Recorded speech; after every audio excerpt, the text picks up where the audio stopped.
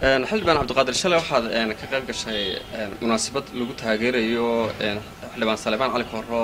golaha wakiilada gudoomiyenimada u sharaxan horena waxaad u saxeexday inaad baashe aad oo isna musharaxaad aad taageersan tahay shalay markaa ma taageerad ka noqotay arrintaadii hore mise waad ka qayb gashay maya horta mid baan kuu sheegayaa wariyasar aad baad u mahadsan tahay qofka hadduu mar meel buu maray siduu saxeexiisu sankiisu u dhacay laakiin aniga labadaba dee waa abtiyaashay oo kan kalena way yeedhi karaa kan kalena way la hadli karaa laakiin kii soo horreeyaan warqadda u saxeexay waa sida aad og tahay laakiin anigu mar walba waxaan jeclaa labadooda inaanay dee ilaa heerkaas la gaadhin kursigu si aanu maanta uu harti farihiisa ugu soo noqdo sidii hore ay ahaan jirtay in bal wax joogiga la eego inay isu tanaasuli karaan taasun baan anigu danaynaya laakiin dee saxeexaygu qofku mar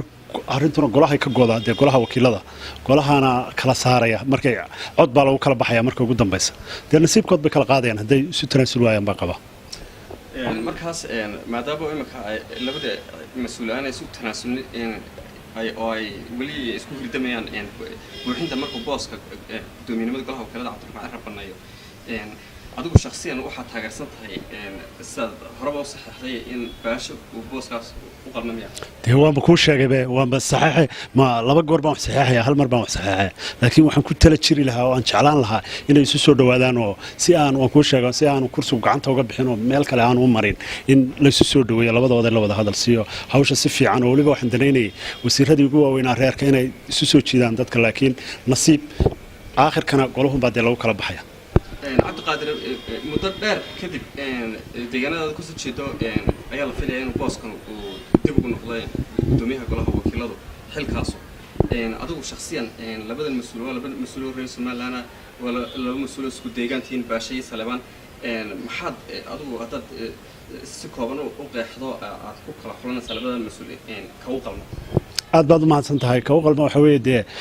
waan kuu sheegay oo hadda waxba ka soo hordhici maayo golaha lagu kala baxaya su'aashaana mar walba inaad iga soo celcelisid waa laga fiican yahay anigu waxaan ku yiri waxaan danaynayay inay isu tanaasulaan oo labadaba aniga dee waa abtiyaasha labadeeda gacmood weey oo isku kaymid laakiin mid baa wuxuu saxeexay gruubkayga oo dhanna dee mid buu wuxuu saxeexay keligayna dee meel ku soo hadhi maayo laakiin anigu mar walba waxaan daba socday inay wada hadlaan oo mustafaahim ku dhamaystaan xildhibaanadiina deegaanada ka soo jeeda labada gudoomiye musharaxiinta isku soo dhaweysaan adigu taa waxaa arrinaysaa ما كل هذا ولي وشوي جهراس عناية كل جاري نقطبة والله سوي مني إن شاء الله سيدي إلهي خير كتيرين ودعسا كرسي قلنا ده إلهي بقى وحضور تموت هدتكو وسكار أردانو وهم بيسكحيت يعني وكده هذا أنا ماشي إلهي وقلت على جلهم بمرة لكن ما حرجيني بقول كده بقول كرسي قاسين وكان تارتي وكسون نقطة. الله كتيرو اللي بدأ قدوميس كديجان كسر شيء الله كده حمر ملقي يعمل كرسي قاسين بركة. وابتان كبقى يا عندك كل شيء لكن إن شاء الله كل maanta Somaliland inay isku dhamaataa la rabaa Somaliland 1991 and 97 go'aankii Boorame waxbay ku heshiisay kuraasta inkastaan dastuurka lagu qoran haddana Touchland Agreement baa lagu heshiiyay reerose kuraasta u kala lahaayeen kursiga waxa dhowr nin oo gudoomiyayaal soo maray oo ka mid ahaa Allah u naxariistay gudoomiye qaybe xaafsade gudoomiyayaal badan inta waxay ku ajisgaraysnaayeen xagga gobolada bariga iyo